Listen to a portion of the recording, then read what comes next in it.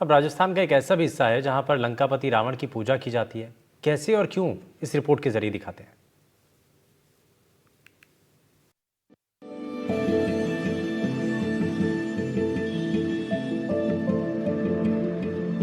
देश भर में विजयदशमी को असत्य पर सत्य और पाप पर पुण्य की विजय के पर्व के रूप में मनाया जाता है।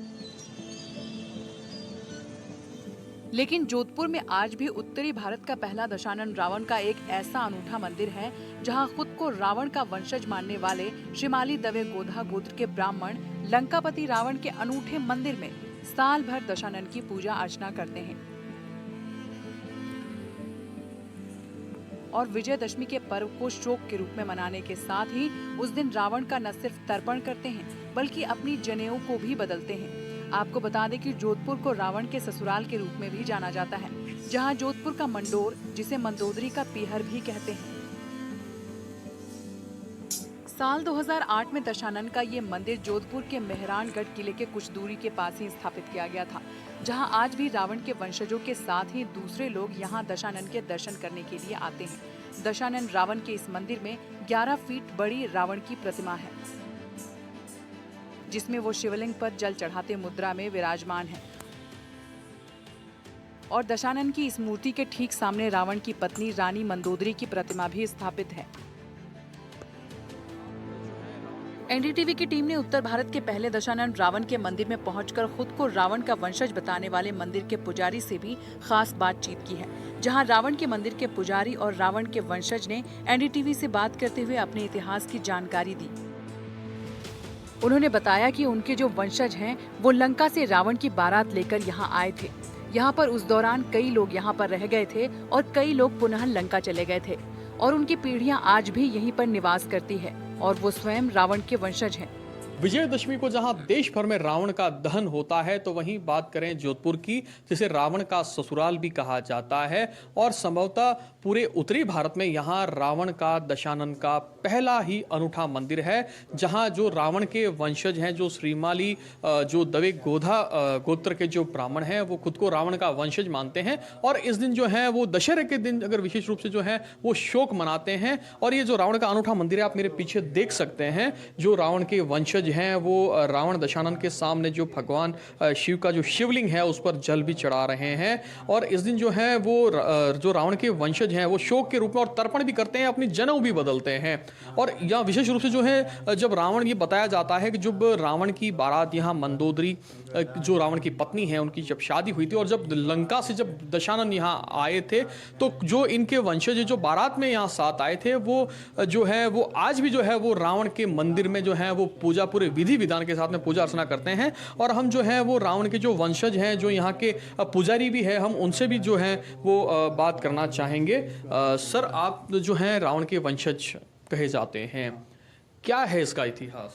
इतिहास ये है कि हजारों साल पहले, जब जो हमने सुना है हमारी पीढ़ियों से, हजारों साल पहले जब लंकेश की शादी यहाँ जोधपुर के मंडोर में ही मंदोदरी से हुई थी, तो हमारे जो वंशज थे तो लंकेश के साथ इसमें यहाँ पे आए थे जोधपुर में।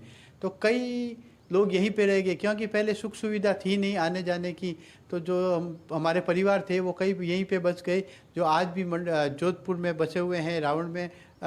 रावण के वंशज हैं, दवे गोदा हैं, मोतलस गोत्री हैं हम, और हम यहीं पे रहते हैं। और हमारे कई लोग गुजरात में भी रहते हैं, पर ज़्यादातर लोग यहीं रहते हैं, ब्रह्मपुरी में निवास करते हैं और मोतलस गोत्री हैं। और यहाँ लंकेश का मंदिर है जो हमने विधि पूर्वक बनाया है, तथा हम इनके वंशज हैं, इसलिए हम इनकी पूजा करते हैं। रावण एक शिव भक्त था, परम ज्ञानी था, चारों वेदों का ज्ञाता था, सोना बनाने में पारंगत था, वेद शास्त्रों का ज्ञाता था, निपुण था, संगीतज्ञ था। इसमें हर चीज़ में वह बहुत बुद्धिमानी था, बलिष्ठ था, तथा तंत्र मंत्र का भी जानने वाला था। जो भी लोग आज भी यहाँ किसी से अपने बुखार वगैरह आ जाए कर जाए, तो यहाँ पे आके लंकेश के सामने अपनी धोख लगाते हैं, तो उनका बुखार वगैरह सही हो जाता है तथा तबीयत सही हो जाती है। ये लंकेश का मंदिर में काफ़ी लोग दर्शन करने आते हैं। ये सिंगोड़िया की बारी स्थित किला रोड पे अमरनाथ महादेव मंदिर में स्थित है तथा विधिवत यहाँ पूजन होता है। हम जो दवे गोदा मुतलस गोत्री हैं, हम दशहरे के दिन रावण जब दहन होता है तो हमारे परंपरा से हम देखते हैं कि ऊपर जाके छत पे हम धुआं देखते हैं। जब धुआं उठता है तो हम आके जनेऊ वगैरह चेंज, स्नान वगैरह करके फिर यज्ञोपवीत चेंज करते हैं। तथा जब श्राद्ध में दशम होती है तो उस दिन लंकेश के नाम से हम तर्पण वगैरह विधि पूर्वक करके जो भी नियम होता है पूजा पाठ अर्चना का, वो सब हम नियम करते हैं। सर, जो ये दशानन का जो मंदिर है ये कब से अस्तित्व में आया और संभवतः उत्तरी भारत का भी ये एकमात्र और पहला मंदिर है? हाँ, यह उत्तरी भारत का पहला मंदिर है तथा इतनी विशाल जो प्रतिमा आप देख रहे हो, इतनी विशाल प्रतिमा तो क्या कहते हैं उसको, भारत में नहीं है। पूरे भारत में इतनी विशाल प्रतिमा नहीं है, पर उत्तरी भारत में यह पहला मंदिर है और पूरे भारत में कहा जाए तो इतनी विशाल प्रतिमा यह पहली होगी। सर, जैसा कि आपने इतिहास की भी बात कही, मंदोदरी का जो है वो पीहर जोधपुर में है और मंडोर जहां आज भी जो है वो रावण की जो चवरी है, जिसे वो छतरी भी कहते हैं, वो आज भी है। तो सर, जैसा कि आप कैसे आए थे और क्या इतिहास है, क्या इसका उल्लेख है? ये एक पुरातत्व विभाग ने भी अभी खोज की है, तो उन्होंने भी बताया है कि यहाँ पे मंडोर में हजारों साल पहले एक किला हुआ करता था, जो किला अब उलट पुलट होके अब वो वापस उसमें खुदाई में मिल रहा है। तथा मंडोर पहले राजधानी थी और वहीं पे मंदोदरी थी और मंदोदरी से लंकेश विवाह करने के लिए आया था। अब उस समय जो सुविधा होगी उस हिसाब से बैल वगैरह, गाड़ियाँ, घोड़े वगैरह पे साथ में जनता वगैरह आई होगी। तो आज भी जो हैं, जो कितने आपके जो रावण के वंशज हैं वो कितनी संख्या में यहाँ रहते हैं और कौन सा गोत्र है ये? हम यहाँ पे करीबन 1500-2000 आदमी जोधपुर में रहते होंगे। बाकी गुजरात में भी, कच्छ में है, जामनगर में है, राजकोट में है, काफ़ी लोग रहते हैं जो दर्शन करने भी समय समय पर आते हैं इनके लंकेश के। और इसके अलावा दवे गोदा ही नहीं, जो भी लंकेश को मानने वाले हैं, जो भी ज्योतिष पढ़ते हैं, लंकेश ने पूरी ज्योतिष की रचना की थी, तो ज्योतिष को जो भी मानते हैं वो भी लंकेश के आके दर्शन करते हैं। पहले बताया गया है कि अपन आज तक है कि लंकेश ने अपने पागे से शनि राहु वगैरह ग्रहों को बांध दिया, ये बात ऐसी नहीं है। बात ऐसी है कि लंकेश ने ग्रहों की चाल को सेट किया, किस ग्रह को कितने समय चलना है, कितने को कितने वर्ष चलना है, कितने को कितने दिन चलता है। जैसे चंद्रमा को 2.5 दिन चलना है, सूर्य को 1 महीना चलना है। ये लंकेश ने सबकी गतियाँ सेट की, पहले अपने हिसाब से चलते थे, लंकेश ने इन सब ग्रहों को गतियाँ सेट की।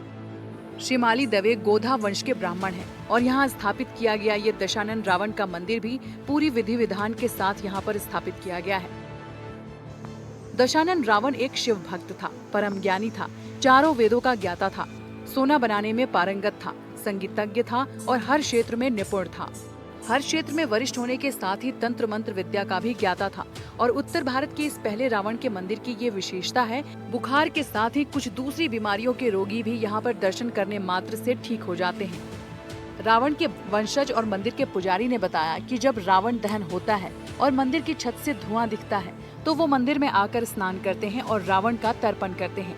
अपनी जनेऊ बदलने के साथ ही विशेष पूजा अर्चना करते हैं। तो जैसा कि जो रावण के वंशज हैं, जो आज भी जो हैं दशानन की जो है वो पूजा अर्चना करते हैं और दशहरे के दिन जो है उसको शोक के रूप में मनाते हैं, अपनी जनेऊ बदलते हैं। और जैसा कि मैं मेरे सहयोगी को कहूँगा वो आपको दिखाएंगे, ये वो जोधपुर में जो उत्तरी भारत का संभवतः एकमात्र दशानन का ये मंदिर है जो जोधपुर में है। और जोधपुर जिसे रावण का ससुराल भी कहते हैं, मंदोदरी जो है उसको जोधपुर में उनका पीर है मंडोर में। और देख सकते हैं ये दशानन की जो प्रतिमा है उसके सामने भगवान शिव का शिवलिंग है, जिस पर जो है वो रावण जो है वो जल चढ़ाते हुए की जो प्रतीकात्मक जो मूर्ति है और वो बनी हुई है। और यहाँ दर्शनार्थी भी जो है वो कई बार जो आते हैं। और रावण के साथ ही जो है वो मंदोदरी का भी जो है यहाँ मंदिर है, जहाँ आज भी रावण के वंशज जो हैं वो दशानन की पूजा अर्चना करते हैं। जोधपुर से NDTV के लिए मुकुल परिहार।